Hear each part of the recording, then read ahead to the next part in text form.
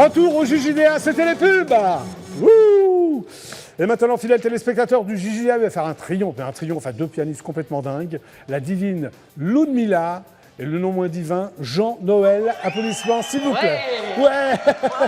Ouais. Bonjour Ludmilla. Bonjour Jackie. On se fait la bise? Bah oui, on est ravis d'être on se fait la bise aussi, allez. Comment ça va? Bah, très bien, hein. Bon, on est super ravis d'être ici. Hein, je suis ravi de vous accueillir, moi, parce que vous avez l'air complètement barjot, j'aime bien. Complètement déjanté. Mais néanmoins artiste, grand pianiste. Absolument, oui. Alors, avant de parler de l'album d'Erik Satie, 2016, c'est son titre? 2016, il va sortir donc le 6 octobre. Le 6 octobre? Voilà. En fait, il devait s'appeler Embryon desséché, mais ça faisait un peu peur. Il devait s'appeler comment? Embryon desséché, là. Embryon, c'est quoi pour toi un embryon desséché? C'est quelque chose de pas très propre dans le ventre. Oui, c'est ça. Et tu voulais l'appeler comme ça, pourquoi? Non, parce que c'est un titre d'une pièce de Satie. Ah, d'accord, excuse-moi, d'accord. Ah, ok, oui. d'accord. Attention, ok. le maître Satie va revenir. Oui, on va en parler tout à l'heure, on va d'abord parler de vous. Donc, honneur aux femmes. Ludmilla Guillemot, c'est ça? C'est ton vrai nom? Ludmilla Guillemot. Oui, Guillemot. Le L se prononce Guillemot? Guillemot, tout à fait, tout à fait. Tu es né où? Alors moi, je suis née en France, hein, dans Oui. la région parisienne, mais d'origine espagnole et puis d'autres origines russes, tout un mélange, hein, parce que je suis vraiment dans l'international et on n'a pas vraiment d'identité hein, quand on est pianiste. Alors, on est un peu globe-trotter. Hein. Oui, alors justement, on t'appelle la pianiste nomade. Qu'est-ce que t'en penses, toi? Ah bah moi, je suis pianiste rebelle, alors je sais pas. Non, en mais fait, tu elle penses n'a que pas de c'est domicile fixe. Moi, je la connais, elle n'habite nulle part. Ah, Donc, tu habites nulle part? Non, mes simples bagages, c'est mes pianos, ce sont les trains, les avions. D'accord. Alors, dès 4 ans, tu as des aptitudes pour le piano? Oui, tout à fait. Ça, c'est d'origine de ma mère qui Même était chef ton d'orchestre. Hein. Voilà, oui. Elle était chef d'orchestre, donc forcément, Oui. j'ai grandi dans la musique et en définitive, 4 ans, t'avais déjà, à 4 ans, j'avais déjà des aptitudes D'accord. et je voulais être musicienne. C'est complètement inné, hein, la musique, en fait. Hein. Ça Alors, a grandi en moi. Oui, il paraît que ta grand-mère t'a beaucoup aidé à devenir pianiste. Voilà, Tu dis ça. c'est ma grand-mère t'es Torrecias musicienne? Felissa, Oui. qui était une grande mélomane et qui Oui. était aussi musicienne. Elle était amateur Oui. et elle aimait beaucoup la musique classique. Hein. D'accord. Donc, à 12 ans, tu rentres au Conservatoire national supérieur de musique et de à fait. danse de Paris. Voilà, c'est ça. Et puis là, Tu étais au courant, Jean-Noël, de ça, toi? ah bah oui, c'est le conservatoire Oui. de l'élite du piano. Voilà. et là, forcément, je décroche les Qu'est-ce que tu prix décroches, ouais. convoités. Hein. Voilà. Oui, alors justement, tu as 5 premiers prix. Oui, tout à fait. Piano, solfège spécialisé. C'est quoi solfège spécialisé par rapport à solfège? Solfège spécialisé, c'est-à-dire que vous rentrez extrêmement jeune, à l'âge de 12 ans. Oui. Et là, c'est vraiment pour vraiment d'un niveau extrêmement fort, hein, supérieur D'accord. déjà. Donc, C'est vraiment une spécialité c'est à vraiment part une entière. pianiste très confirmée, alors. Ah Jean-Noël. oui, non, mais elle va à la mesure, elle me bat, enfin bon. Ouais. c'est- Elle te bat vraiment, Ah, enfin, oui, elle te oui, bat oui. vraiment au sens Ah, propre, oui, au sens oui, figuré. oui. Très bien. Elle me bat. Alors, tu as premier prix d'harmonie également, Tout à fait. de contrepoint Voilà. et de fugue. Et fugue. Mais Hein. qu'est-ce qui lui manque alors? Rien. Rien, mais il y a tellement Ouais, diversité de. Non, mais c'est incroyable, Elle Jean-Noël, c'est fugue, une très grande fugue artiste. beaucoup, ça je dois l'admettre aussi, elle fugue sans arrêt. D'accord. Je sais jamais où elle est. C'est vrai, oui, tu fugues? Voilà, c'est ça. Hein. Fugue dans la composition. Hein. Donc en octobre 2015, tu es ambassadrice de la République de Montmartre. Eh bien, je suis ravie parce que Ouais. j'ai été ambassadrice de Montmartre parce que je défends Montmartre, qui est la ville Oui. superbe de Paris. Il y a les vendanges La là, ville bientôt? d'Eric Et bien Satie. sûr, et Les justement, dans vendanges, le ouais. dimanche 9 octobre, nous sommes Ah oui. invités Ouais. à faire une dédicace de Tous ce les deux disque. Ah, c'est Ouais. tout, Tous on les fait deux. des vendanges, je dois ramasser du raisin. Non, on va plutôt faire des signatures. Hein. Ah, d'accord. À partir de Ramasser du 15 raisin. h, bien sûr, devant Ouais. l'église de Montmartre, et Ouais. soutenu bien par ce Parfait. symbole hein, de la D'accord. République de Montmartre. Je suis ambassadrice et je suis fière de l'être Oui. et de promouvoir cette... Oui. Bah, la patrie de Satie, il a vécu un Exactement. moment. Et puis ce Montmartre connu dans le monde entier. Hein. Sacré-Cœur. Oui, alors tu fais une carrière de soliste après à travers le monde, mais c'est Tout à incroyable. fait. Japon, USA, Canada. Oui, il y a encore des pays qui me manquent. Oui, mais j'aime pas aussi- beaucoup, oui. Non, pas beaucoup, mais j'aime Oui. aussi faire des concerts aussi pour les gens qui souffrent Oui. à travers ces concerts D'accord. dans le monde, parce qu'il faut penser que la musique classique, eh bien, c'est aussi pour le grand public Alors- et pour le public empêché notamment. Hein. Tu fais également plusieurs albums solo, dont j'en ai retenu 2. Mozart, Le drôle d'enfant, c'est quoi cet album? Alors ça, c'était C'est des ode pièces... à Mozart? oui, c'était un hommage à Mozart. Et puis ce sont aussi des pièces dédiées Ouais. à sa maman, Ouais. comme à vous dirais-je maman. Et puis des pièces comme les sonatives viennoises. Ouais. Et puis pour atteindre aussi une espèce d'espièglerie et un attachement sur ce grand génie de la musique. Hein. Alors il y a aussi En rêve de Liszt. Ah oui, et Francis est un... C'est pour ton moi- idole, Franz Liszt? Tout à fait, c'est un patrimoine pour moi. Et c'est un... Pardon? C'est le musicien qu'elle joue merveilleusement. Et puis c'est un compositeur qui partage ma vie de tous les jours. Hein. De tous les jours? Oui, parce qu'il a avait de la une chance. croyance, il avait une grande force intérieure et surtout une très grande générosité. D'accord. Maintenant, nous allons passer à Jean-Noël et après on passera à ce que vous avez fait tous les deux. Absolument. Donc Jean-Noël Dubois, tu es né à Limoges. Pourquoi? Tout à fait. Parce que mes parents se sont rencontrés là-bas. Très bonne réponse. Tu as un point. Donc, tu es donc Limoges. Tu restais combien de temps à Limoges? Pas longtemps. J'étais pas un embryon desséché, j'étais un beau petit bébé. Voilà. C'est vrai. Non mais Limoges, tu es resté longtemps à Limoges? Oui, jusqu'à mon bac. Ah, tu as ton bac littéraire? Oui, hélas. Pourquoi hélas? Parce que j'étais plutôt matheux et j'étais... D'accord. Alors tu fais des rencontres avec des gens que je ne connais pas, mais tu vas me dire qui c'est. Monsieur Jacques Coulot et monsieur Pierre Sancan. Quels sont ces deux... bien, Jacques Coulot, c'était un grand professeur qui était professeur à Versailles, qui m'a beaucoup Professeur aidé de quoi? aussi, professeur de piano. D'accord. Bon, et Pierre Sancan au Conservatoire de Paris, donc même que Ludmilla. Alors c'est des gens qui ont un peu, qui ont été très importants pour toi? Ils m'ont bien orienté parce que moi, contrairement à moi, je ne viens pas d'une famille de musiciens. Du tout? Du tout. Donc, alors ça a été quoi le déclic? Comment tu t'es dit je vais faire ça a été la pianiste? rencontre avec ses professeurs. Voilà. Ah bon? C'était très donc tu avais une envie quand même d'apprendre du piano? J'avais ça petit et je jouais du piano sur une table, je ne savais même pas ce que c'était. Ah bah quand même, c'est pas... D'accord. Mais je n'ai pas appris le piano dans le cursus classique, conservatoire. Tu es donc lauréat de concours internationaux, comme quel genre de concours? Voilà, et bien donc avec Zifra, j'ai travaillé le concours Franz Liszt à Utrecht. Et il ne faut pas oublier que nous avons notre maître Georgi Zifra en commun. Oui, non mais ça je vais en parler parce que vous appelez le duo Georgi Zifra. Je voudrais juste terminer sur sur Jean-Noël. Ce qu'on va faire qu'important. Très bien. Alors tu enseignes le piano encore maintenant? Tu enseignes ton prof de piano? Ma deuxième passion, c'est l'enseignement. Moi, j'adore transmettre, que ce soit la musique au public empêché, comme la Ludmilla, faire redécouvrir le classique, parce que c'est une musique quand même toujours un peu guindée. Je trouve que c'est grand public. La musique classique, c'est accessible à tout le monde. Il faut arrêter de se mettre une perruque. Oui, pour toi, voilà. Pour toi, tu veux donc vulgariser moi, un peu, pas vulgariser, mais enfin, c'est ça. Démocratiser un peu la musique c'est ça, classique. démocratiser. Désacraliser la musique classique. Et comme disait Luciano Pavarotti, il faut que la musique classique soit vraiment pour tout le public. Vous avez raison. Voilà. Alors tu restaures aussi les pianos anciens? Oui, c'est ma deuxième passion, le piano. Donc j'ai restauré un Erard complètement, un Erard de l'époque de Satie. Alors un Erard, c'est quoi? Parce que bon. Alors c'est un piano, en fait, un piano. Oui, mais un piano ancien. De valeur. Qui a, moi, je trouve que ça a une valeur inestimable. Qui a plus d'une centaine d'années. Liszt a joué dessus, Satie a joué dessus. Enfin bon, c'est des pianos, si vous voulez. Ils ont une âme et une identité. Est-ce que je pourrais parler, mademoiselle? Vous voyez comme elle est terrible. Je suis son assistante. Et au piano, c'est pareil, vous allez voir. Elle m'empêche de jouer. Vous êtes rencontrés en 2007? À quelle occasion? Tout à fait. Alors en 2007... Dans une surprise party? Ah, mieux que ça. C'était mieux que ça. Alors c'était très drôle. On a fait un 4 mains. Comme ça, sur un piano. Un 4 mains et 2 bouches, non? Non, pas encore à 2 bouches. Pas encore à 2 bouches. Mais le piano s'est complètement désossé à la fin. Juste un 4 mains, pas un 2 bouches. Elle a démoli le piano, pour tout dire, en jouant une œuvre contemporaine. Et moi, j'étais là en train de tenir les partitions après notre 4 mains. D'accord. Et donc, ça a été un peu le coup de foudre musical, on va dire. C'était une œuvre contemporaine, Mana de Jolivet. Mana de Jolivet. Elle jouait Pégase. Alors, Pégase, le cheval ailé. Uniquement Jolivet, alors. C'était assez extraordinaire. Alors, vous avez donné plein de concerts en duo, à Madrid, c'est ça, à Tokyo, à Lisbonne, Moscou, Varsovie. Nouvelle-Zélande, vous faites le tour du monde ensemble alors. Voilà, alors ça c'est tous ces concerts qui vont être faits en 2017 en fait. Oui, c'est ça. Bon, parce que là, ils ne sont pas tous faits, d'accord. Non, ça c'est la sortie de l'album. Faites une immense tournée. Oui, voilà. Là, on défend Satie, en fait, on est surtout dans Satie cette alors, année. on va venir. Voilà, donc ça s'appelle Satie 2016. Voilà. On va parler quand même de ce personnage assez ambigu qui était Erik Satie. C'est ton idole apparemment, non? Alors je redeviens Erik Satie peut-être. Non, tu redeviens toi-même. Tu parles de la tu fais Erik Satie dans le... En fait, voilà, je fais Erik Satie, donc je ne sais plus où j'en suis, ce que je dois faire. Donc là, je suis Jean-Noël. Donc en fait, moi, je connais Erik Satie depuis 1 an, pour tout dire. Grâce à Ludmilla. Ludmilla, ça fait partie de tes... Moi, ça a baigné mon enfance depuis l'âge de mes 7 ans. Satie était un artiste atypique. Totalement. Et puis, il était quand même... il souffrait beaucoup de la vie, mais il faisait des partitions d'une telle joie et puis d'une telle personnalité qui rendait les gens heureux. Okay. Et voici donc pourquoi moi, en fait, je me suis identifié dans sa musique. J'ai eu le coup de foudre aussi pour ce compositeur. Ça me parlait énormément. Sur scène, il est Erik Satie. Je me suis accaparé complètement le personnage. Et toi, tu es quoi sur scène? C'est lui, Erik Satie? C'est mon assistante. Mais uniquement sur scène, ton assistante. Donc il est donc né à Honfleur. Absolument, à Honfleur, en Basse-Normandie. Mais pas dans les choux. Pas dans les choux, et il meurt à Arcueil. À Arcueil, alors il a vécu à Arcueil pendant 25 ans dans une chambre de 15 mètres. Un hôtel particulier, Madame Guillemot. Il paraît qu'il est mort pauvre. D'une extrême pauvreté. Il n'avait jamais d'argent parce qu'il n'a pas été reconnu de son vivant. Et puis c'est pourtant un compositeur qui a connu les grands de cette époque. Il était ami, j'ai vu. Picasso, René Clair. Absolument. Man Ray.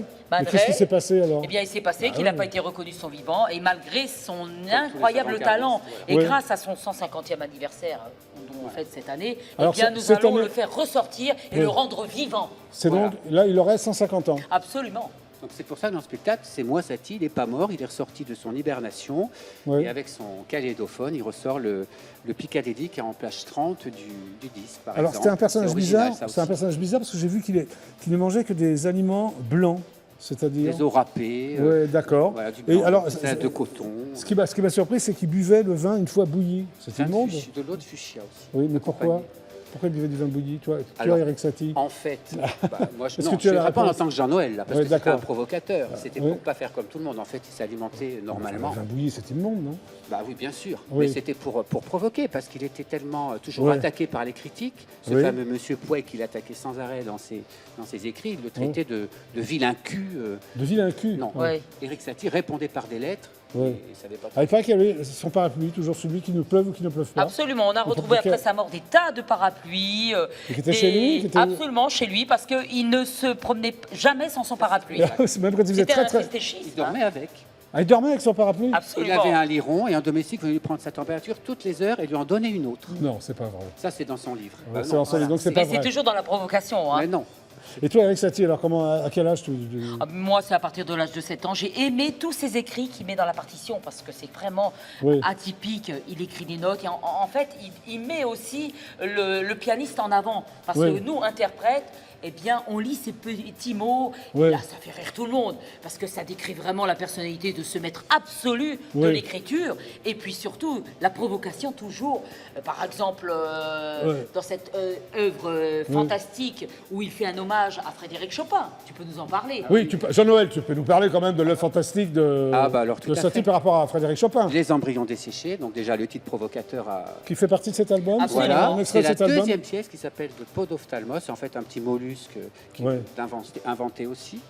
Et donc, il met une célèbre pièce, on jouera bien tout à l'heure, d'après la marche funèbre de Chopin. En fait, c'est l'extrait de la marche funèbre, mais il a marqué d'après la célèbre marche funèbre de Schubert, Mazurka de Schubert, je crois. Et dans ses œuvres aussi, dans ses titres, et qui sont complètement cocasses, et avec des titres extrêmement, je veux dire, choquants. Parce qu'à son époque, personne ne voulait l'éditer, parce que Embryon desséché, d'autres œuvres. Et il marquait même sur la partition, il fallait dire allez, il faut aller parler en même temps, c'est-à-dire la musique contemporaine avant l'heure. Ah oui, il paraît qu'il était haï par l'extrême droite, qu'il considérait comme un ivrogne. Il était communiste, donc forcément, l'extrême droite, c'était pas... On l'a sali, il n'était pas ivrogne du tout. Bon. Alors, il crée aussi un café-concert à Montmartre. C'est quoi ce café-concert? Il existe encore? Il existe toujours. Quel est son nom? Et puis le Chat Noir. Ah, c'est le Chat Noir, c'est Eric Satie. Absolument, il a joué pour parfaire ses fins de mois parce qu'il n'avait même pas de quoi s'acheter un ticket. Et il faisait Montmartre-Arcueil tous les jours. À pied. Montmartre-Arcueil, ça fait loin quand même. À pied, après avoir joué jusqu'à 2h du matin. Et il faisait ses transcriptions, et puis plein de transcriptions musicales et des textes. D'accord. Et ça lui permettait de gagner un petit peu d'argent. De vivre. Alors, il paraît aux enfants aussi. Il paraît qu'il a influencé aussi le philosophe musicologue Yankelevitch. Tu es au courant de ça? Alors ça, j'ai lu ça. Tu vois, je me suis bien renseigné. Oui, non, mais ça, c'est l'article qu'on a vu en Avignon. C'était un monsieur qui visiblement était assez axé sur le communisme. Il a tourmenté les philosophes. Mais certainement. Il a tourmenté les philosophes. Absolument. Parce qu'il avait été très gauchisant et d'avance sur son époque aussi. Alors qu'est-ce qu'on retrouve alors dans cet album? Eh bien, on trouve aussi des œuvres qui n'ont jamais été enregistrées. Des inédits? Absolument. Enfin, jamais enregistrées. Piccadilly, par exemple, qu'on va jouer ici à 80 transcriptions par Jean-Noël Dubois. Oui, très bien. Il faut le souligner, Jean-Noël Dubois. Et surtout la première gymnopédie qui est aussi transcrite par Jean-Noël, qui est très connue. Mais nous en avons fait bien une transcription complètement atypique. Voilà. Alors, est-ce qu'on pourra vous apercevoir, vous voir sur scène en Ile-de-France? Alors en Ile-de-France, on va commencer par les vendanges, le dimanche 9 octobre, à partir de 15h. Et donc là, il y a un concert, à 4 mains. Alors là, il y aura un concert à partir le 29 novembre à la salle Gaveau à 20h30, parce que nous allons être soutenus du 20 au 30 novembre par Radio Classique. Voilà. Et là, on va parler de notre actualité, et vous pouvez bien sûr voir sur notre site toutes les dates de concerts. Quel est le site? Alors, c'est www.ludmila-guillemot.com. Voilà, c'est extrêmement simple. Toute notre actualité qui va de octobre jusqu'à plus soif. 2050. Voilà, 2050. Maintenant, vous allez vous diriger donc vers le piano. Absolument. Un piano pour deux. Alors, je vais vous reprendre le micro, allez-y. Un piano pour deux, et on va essayer de vivre intensément cette musique à travers ce petit piano d'Eric Satie. Très bien. Vous êtes prêts? Oui, ça va. Ça va? Devine Cathy, on peut y aller? Oui, mais bon, voilà. Place, je ne peux pas jouer. Comme vous voulez.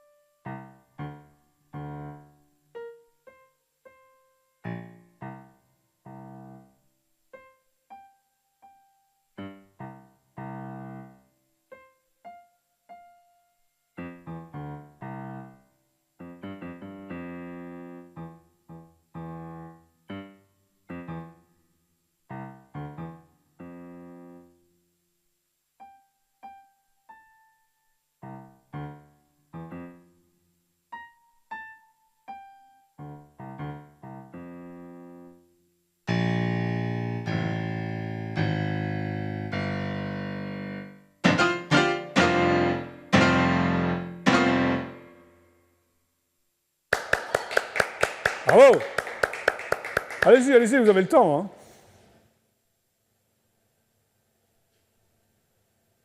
Hein. Attends, tu n'avais pas ton micro. Fais une annonce. Alors, Cancan, Grand Mondain. Donc vraiment, dans le café-concert, on est au Moulin Rouge, là, maintenant. Parfait.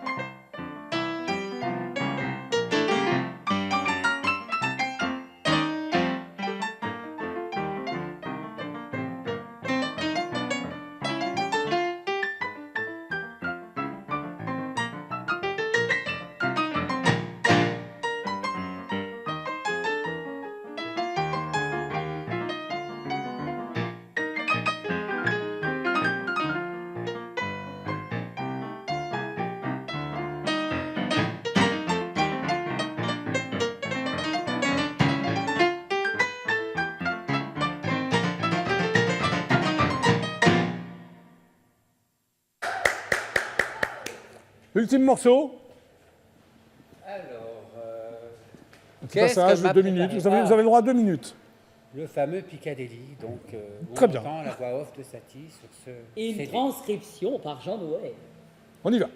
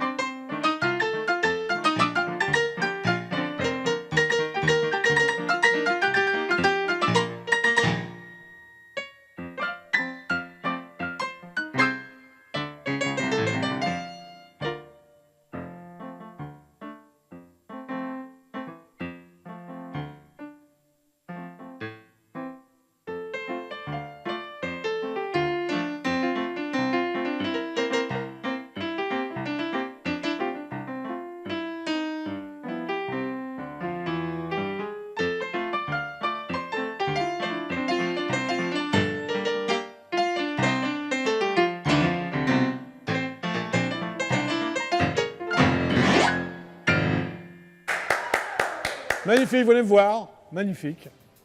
Donc, c'est le 15 octobre? Oui, et on peut dire que le disque Embryon desséché, eh bien, c'est avec le label... Venez, oui. Triton. Oui. Ah oui, on remercie Geneviève et André Thiebaud. Ah bah oui, Geneviève et André, il faut les remercier quand même. Directeur du label Triton, qui nous ont vraiment fait confiance sur ce projet. Voilà. Et surtout distribué par Harmonia Mundi. Hein. On en est très fiers à l'étranger, de ce petit enfant que nous allons défendre pendant le producteur indépendant français année. En label, il faut même le souligner, il n'y en a plus beaucoup. Merci beaucoup d'être passé par le JJDA. À bientôt, vous revenez comme vous voulez. Allez, bisous. Eh bien, merci Jackie, et à très bientôt. Bisous. Merci beaucoup. Mais je t'en prie. Dites au revoir aux 52 millions de téléspectateurs. Et pourquoi pas le Stade de France. À bientôt. Surtout que c'est à côté le Stade de France. Allez, à demain pour un nouveau JJDA, 17h40. Allez, générique de fin, c'est parti. Super, ciao, à demain, au revoir.